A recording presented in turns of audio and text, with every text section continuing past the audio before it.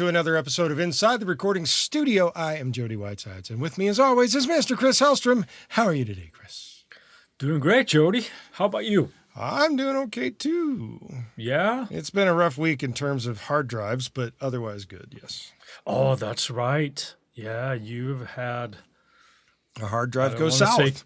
Yeah, I was going to say catastrophic failure, not quite on the catastrophic level, but it's never fun. No. And it always sucks. Yes, it does. I'm glad you have most of it backed up anyway. Yep, right? I'm still going to make the vain attempt of taking the hard drive apart and seeing if I can get it to write that last little bit of information. Because I don't want 2 years worth of photos that I don't want to lose. I hear you. It's not fun, but, not to minimize it, but at least it's photos and it's not an album's worth of. Well, the crappy thing is before we just dive into the episode, yeah, the reason why I lost 2 years worth of photos is I was in the process of trying to back it up to the RAID, and it overwrote the previous backup of the photo library on the RAID, which is why I have to try and get this drive to open up. Boo. Yeah, boo. Yeah, not fun. Don't want to minimize it here, but anytime you lose something that you don't want to lose, it sucks. Always sucks. Yeah, it does. A while back, we talked about the importance of automation. Yes. As you're mixing. For advanced mixers, let's say, or seasoned mixers, this is probably old hat, but people that are, perhaps a little bit fresher, or you might have been doing it for a while, but you're not entirely sure what the different type of automation modes that we can use as we're writing automation, what they actually do. Mm-hmm. It's one of those things that also people are probably afraid of asking what that actually means. We all know that people have a phobia of opening up a manual and actually looking what it is. So that's what we're talking about. Open a manual. Oh, God. Yeah. Yeah, that's true. All joking aside, this is an important thing, and as we'll discuss here, it makes a big difference. Oh, yeah. Of how you're dealing with this kind of stuff. I agree. So before we really start to dissect all of these different types of mode, let's just say that different DAWs name these modes slightly differently. Mm-hmm. Generally, what we have is some form of touch mode, a latch mode, sometimes even a write mode, and obviously a mode of reading, which is just reading back. That's self-explanatory. Yep.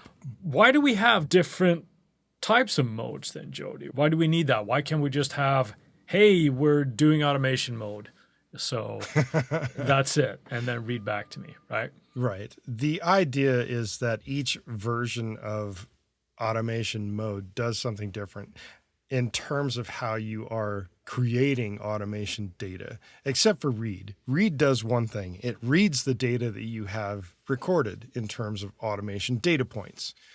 In terms of the other 3 or 4, depending on what DAW you're using, they will do different things to the automation data when you are recording it. So let's unpack that a little bit. Let's just start with touch mode then. What is touch mode? Because I think just about every DAW will have some form of touch mode. Right. There might be some esoteric DAW where it actually calls it something different, but touch mode, what is touch mode? Touch mode for automation writes automation only for the parameter that you have it set for, and only when you are touching either your controller or the mouse and holding down the button on the actual parameter that you're attempting to change automation for or write automation for. The moment you let go of the controller or the mouse button for whatever parameter that you are writing automation for is when touch mode stops. Right. So and it leaves everything else that was already there. Right. So this is what I would say probably the safest mode. And depending on the task at hand, this could be very applicable. I think of touch mode if I want to do perhaps smaller tweaks to whatever is there. Let's say that it's a vocal is a great example because it tends to be a lot of automation on a vocal, at least for me.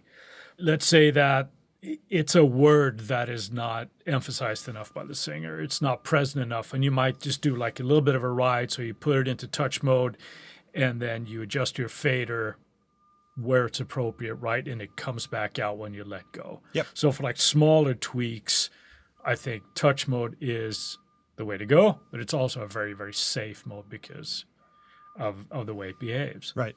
Only works when you're actually touching it. So it's very aptly named, right? Yes, Yeah. exactly.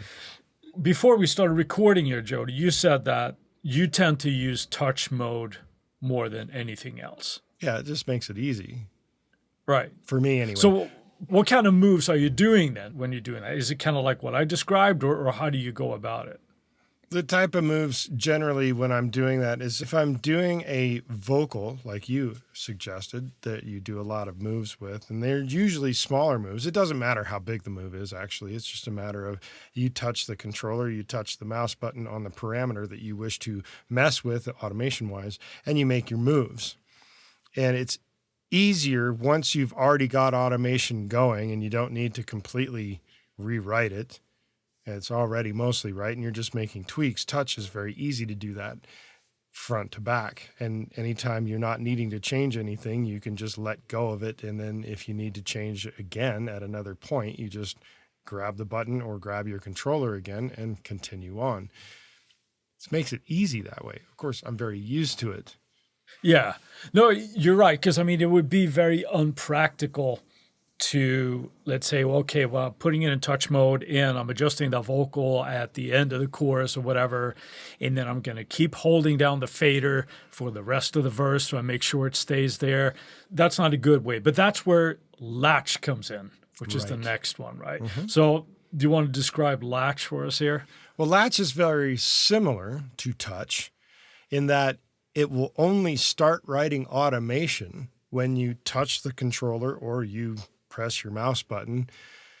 The difference is that once it starts writing automation information and you're tweaking and touching or you're holding it in place, the value of your controller or your mouse button continues to be written wherever you stop. Until at the same level. At the same level. So if I don't adjust anything and I've stopped touching the fader at a certain volume level and it had previous automation there, in Latch mode, it's going to continue writing new automation data at that point based on where I let go of the button until you press stop. Or in the case of, say, Luna, until you're looping a section. Or until you're looping a section and the section loops. At that point, it will stop the Latch mode. Yeah, so here's a little bit of where, again, like different DAWs might function slightly differently. And also with terminology, as we will come across here in a bit. Here now with Latch, this is a great one as well that gets a lot of mileage for me, where you're coming off a verse vocal, let's say, and it's going to come up slightly in the chorus, let's say. I might put it into Latch mode where I raise it up. Well, as I'm touching it, starts to write automation.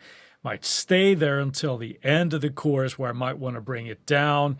And I touch the fader again, bring it back down, and it stays at a certain value. Mm-hmm. So I think this is the mode to kind of go for when you might want to do longer passes, or if you're just going through the whole track and you're writing automation through the whole thing. That's generally how I tend to do things, but you could do it that way and you won't have to keep your finger on the fader or keep clicking on the fader with your mouse, right? Mm-hmm. So it's a lot simpler to get the automation done that way. Mm-hmm. So that's Latch mode. Right. Do you reach for Latch or do you generally do just touch? I generally stick with touch. I don't usually use Latch. And the reason for it is if I've already got automation going, I've already pretty much figured out where it needs to be. On a rare occasion, I'll use Latch if I feel like, oh, this section needs to come down or something of that nature, and I just need to pull it down and let it ride itself again. Who knows? It's not often that I use Latch. Yeah. All of this really kind of comes down to workflow as well, because by the time that I'm starting to employ automation, I will generally have sort of like a baseline level where something is going to sit, Mm-hmm. right? I have that sort of rough level set, and then I'll make Same. an adjustment, right? Yeah. It depends a little bit there where, like you said, if you just need the verse vocal to come down on a couple of words, you might do the touch thing, or if you're changing larger sections, I might go for a latch. But it all depends on what we're trying to do, and that, of course, is why it's important to learn these different modes, because you might end up with wildly unwanted results. Right. But it also will depend on the instrument or vocal that I'm doing it for. Generally speaking, I most likely would not use latch on a vocal, because there's so many little movements going on to keep the vocal kind of present in a mix, so to speak, that there's a lot of things going on. And if latch is suddenly let go and it's just overriding everything with a single level, that kind of destroys a whole lot of automation that was already done, right? However, with guitars, generally speaking, you're not going to have a lot of wild variance in there with a ton of automation, generally speaking. Same thing goes for bus channel strips. I would be more prone to use latch mode on a bus channel than I would on an individual item. Interesting. Do you want to dig down on that a little bit and explain why that is? The way I mix has changed in the last couple of years, and it has a lot to do with being able to output a variety of different mixes all at once. I think upwards of almost 13 different mixes at once. That's kind of crazy. As you do, right? Yeah, as you do. The concept of where I'm doing that a lot of the time for section to section pieces, that's where most of my automation will take place in terms of the bus groupings. They don't move, generally speaking, in each section. It's just from section to section. If it needs to come up, there's a small move that brings it up. And these are tiny movements, like 1 dB. 1.5 dB. They're small movements. So right? You're talking now on the buses themselves, where you might have, for, let's say, there's your drums, percussion stem is coming down. So you decided that in the chorus, the percussion is going to come down a dB or two, and then you make that kind of adjustment, and you do that on the bus level. Yeah. Interesting. Because the way I tend to go about it is, I tend to leave my buses more or less set when it comes to level. And then the variances will come from how I push into them from the different instruments. Right. Same. Right. But when I'm creating the dynamic volume movement from section to section, that's at the bus level. Does that make sense? So a verse is generally going to be quieter than a chorus or a pre-chorus, and they go up in volume for the pre-chorus, up in volume for the chorus, come back down in volume for the next verse, and so on and so forth. That's done at a bus level for all of the different groups. So it's a lot easier to control than if you have 128 channels in your mix going.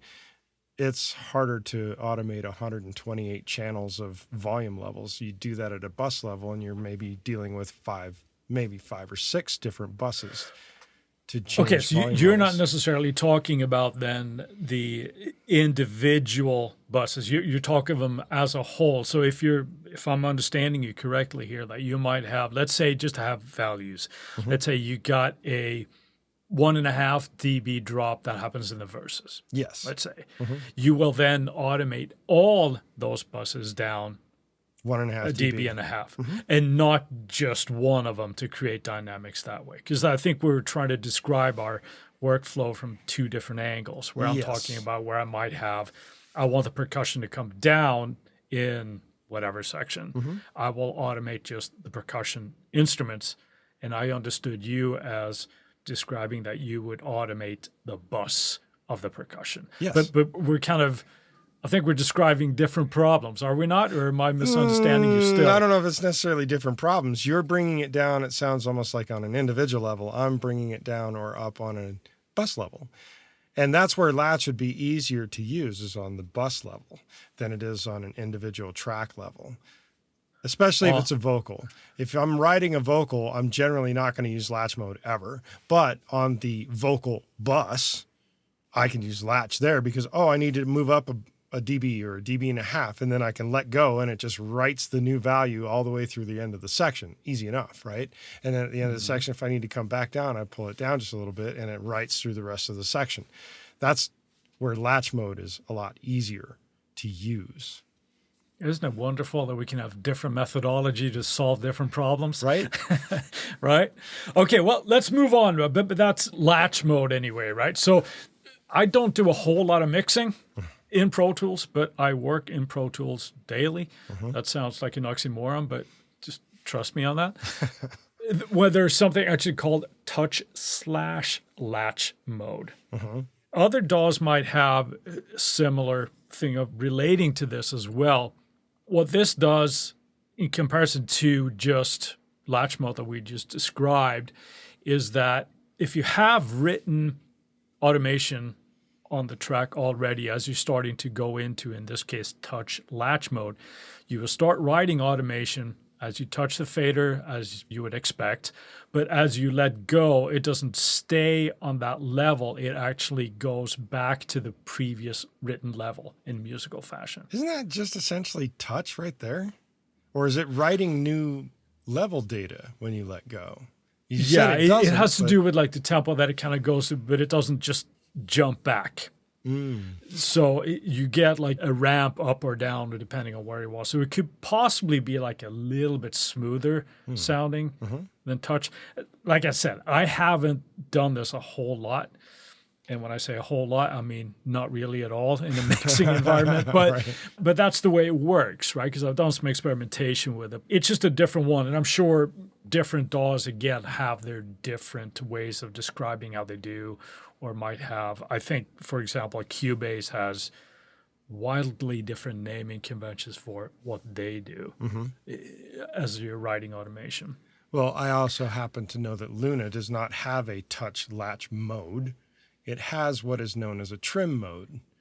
And it's a little bit different than this. And I'm wondering if it's actually similar. Since it's the same people that invented Pro Tools that are doing Luna, I'm wondering if it's a new name for the same thing that Pro Tools might be doing. You're saying it goes back to the original values, but in a smooth fashion. With trim mode in Luna, So it's called trim mode. It's called trim mode, yes. Trim And it mode, actually right, changes the color of the fader depending on which trim mode you are in. There is straight up trim mode. There's also a touch trim mode and a latch trim mode, which I don't even go there. But trim mode, on the other hand, when you're in that mode and you're touching and changing a parameter, it changes it and writes new automation for that. But when you let it go, if you've gone like louder, it will bump everything that you've already previously written to the new volume level that you had let go at. Thus, let's say that you've got a vocal ride that's going and it's at -5, and suddenly you do trim mode and you've brought it up to -4. Well, everything that was already a movement goes up 1 dB while trim mode is in effect. That stops when you stop playback or the loop restarts itself. Thus, trim mode only happens to write new automation, so to speak, of movements when you are actually touching your controller or touching your mouse button on a particular parameter. And as soon as you let it go, it adds or subtracts the amount that you let it go at to all of the subsequent data until it stops. Yeah, I'd have to see that in action to really wrap my head around that, because it sounds, well, it's hard for me to kind of take that in because I don't work in Luna. I haven't seen it in action. Yeah, so again, more options, I suppose, as it were, right? And different ways that things are implemented. Now, the last mode, because we're not going to talk about read, that we're going to touch on is write. Yeah. And if you're a Logic user, pay attention right now, because in Logic, there's a reason why you get a warning if you're putting it into write mode. I would argue that this is something that you should stay away from unless you really have a purpose for doing this, because it is much more of a weapon than a tool, I think. Okay. This is different. This is different in Pro Tools. It doesn't work the same way it does in Logic. And I wonder why they did it in Logic the way that they have implemented it. It's crazy Germans. Basically, write. Let's deal with Logic first. it starts writing as soon as you hit play. Yep. Right now, that's the same for just about any DAW, that sort of working order. But in Logic, it overwrites any automation that you have on that track. That's right. So if you have something where you're automating like 20 different pieces of data for doing all kinds of crazy, weird movements, as soon as you hit write and you're writing automation on that track and you're only dealing with one of those parameters, bye-bye to the other 19. Yeah. It's a way of kind of like clearing or just doing like, oh, we're just doing a new pass at something, right? Mm-hmm. It is dangerous because if you've worked on your panning and it's freaking immaculate, exactly where you want it, but the level is a little bit high on the volume. So you put it in write mode and you do the delicate little dance that you think you're doing, you're erasing everything else at the same time. And then you realize it. Feature. Yeah. You start crying. That's could be very, very upsetting. Now, I'm not sure how well undo does with all of this, but I don't want to find out in a live situation. So if you're doing it in Logic, be aware that you could potentially do some hardcore damage here. That's right. And but like I said, other DAWs do it differently. If you're doing it in Pro Tools, the behavior is the same in that it starts writing as soon as you hit play, and obviously you stop as soon as you come out of playback, but it only overwrites the parameter that you're actually on. Mm-hmm. Same in Luna. So, yeah, that to me is a much more safe behavior to kind of go. I tend to stay away from write. If I want to get rid of all automation data in Logic, there's a key command for that, so I will tend to do that instead as opposed to just override everything. But I guess if you're sort of old school and you got a big controller and you got, like you like to say, that you got all hands on deck, right? Everybody's in charge of the movement. We're doing another pass. And if there was just erroneous automation somewhere, that might be a way to go. I don't use write, like, ever. What about you? I don't use it in Logic.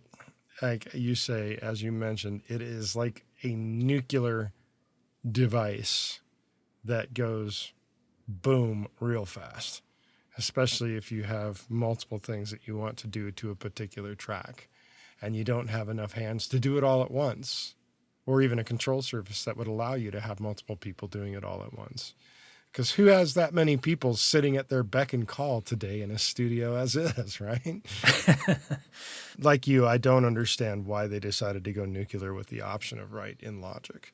It makes more sense in terms of things like Luna and Pro Tools than it does in Logic. Yeah, I think so too. And I mean, there probably are reasons. At this point, I don't understand them either. I really don't. Mm-hmm. With those modes sort of like explained a little bit here, what we can all say is like it's really good that you familiarize yourself with your DAW, what their naming convention is. Mm-hmm. Don't be afraid to read up a little bit because it can, as we described, get some less desirable results, shall we say, if you're using the wrong mode, right? Oh, I put it into Latch and I meant to have it just in touch, and now I erased the impeccable volume automation I had on my background vocal, whatever. But one question that we kind of brought it up here, but I would wanted to ask you is, do you think having a dedicated control surface, we've talked about that in the past, is beneficial when we're dealing with automation? Yeah, I do. Yeah. And there's a reason for it. Well, it's more tactile. Yes. And just writing in automation, so to speak, by clicking points on a mouse and dragging things up and down and zooming in and zooming out and that kind of thing. It gives you more of a musical feel, I would say. I think playing around with drawing in automation is a lot harder to be musical when you are doing it by hand, point by point with a mouse. Yeah. When you're doing what about it a trackpad, though? Because you have a trackpad. I do have a trackpad, and it will operate somewhat similarly, but you have to be on the track automation that you want to do and moving it up and down. It's not the easiest thing. Although with the Dolby Atmos panner, you can run your finger in a circle, and it will run Whee! around the Spin around the spin around the head, or however you want to do it. It does a similar thing. It's just not the same as a real tactile, here's faders, here's knobs to twist and turn kind of thing, or buttons to push for mute and unmute. It's not quite the same.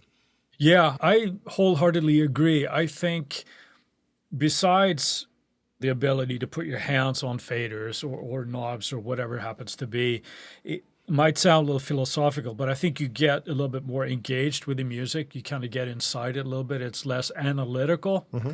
Obviously, you're using your ear more than you are just reading numbers and things. Right? I think that's a huge benefit. Also, the idea that you could do more than one parameter at a time. There's the big one So, right there.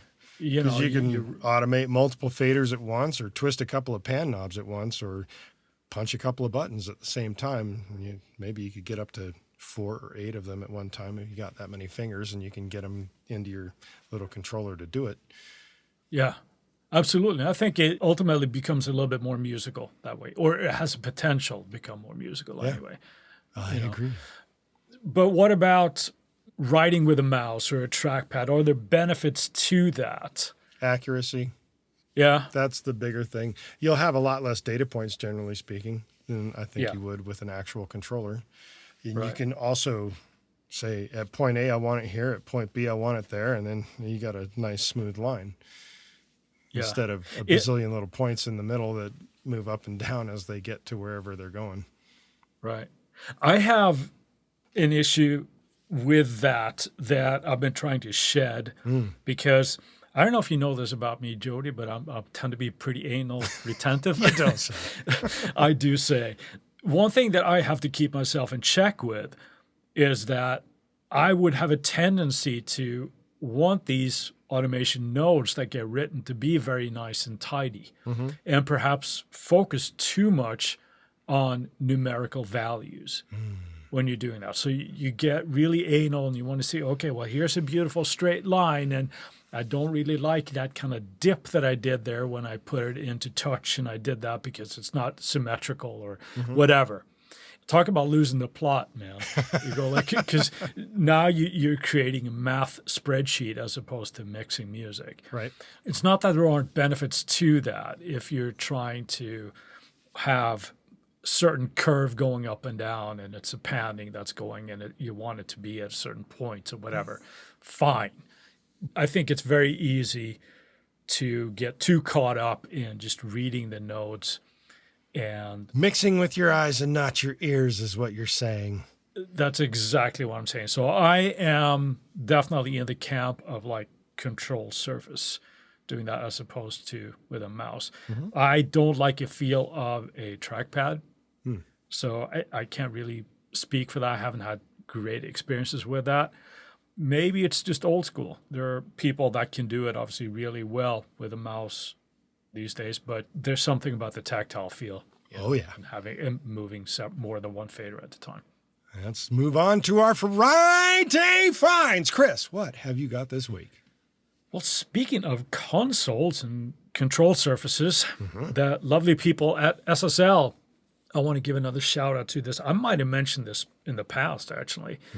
Their Fusion series of their plugins, I think, are absolutely great. And if you twist my arm this week, I'm going to bring up the Violet EQ, which is pretty straightforward EQ when you look at just 2 bands.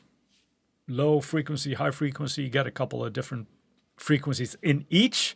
It just makes things sound really, really cool. So I like the whole Fusion series that they have. This Friday, I'm going to choose the Violet EQ from SSL. What about you, Jody? What have you found for us? Something free, and people always tend to love free. There's a company called Chow DSP, and I don't mean the spelling of chow as in Italian. I mean it as in the edible kind, CHOW. Chow DSP currently has what is known as the Chow tape model, which is a tape emulator that has quite a few different knobs and sliders on it to allow you to get tape emulation into your sound. And you can't beat free. Nice. Yeah. While we've got your attention, we ask that you go to InsideTheRecordingStudio.com and sign up for our mailing list. You'll need to be on our email list in order to be eligible for any future giveaways, and we'll make sure you don't miss any episodes of this amazing podcast. Send us an email at goldstar, GOLDSTAR, at InsideTheRecordingStudio.com with the word touch, and you'll get something cool back in your inbox. With that, I'll say see you next week. Thanks for listening, everybody. Talk to you later, Jody.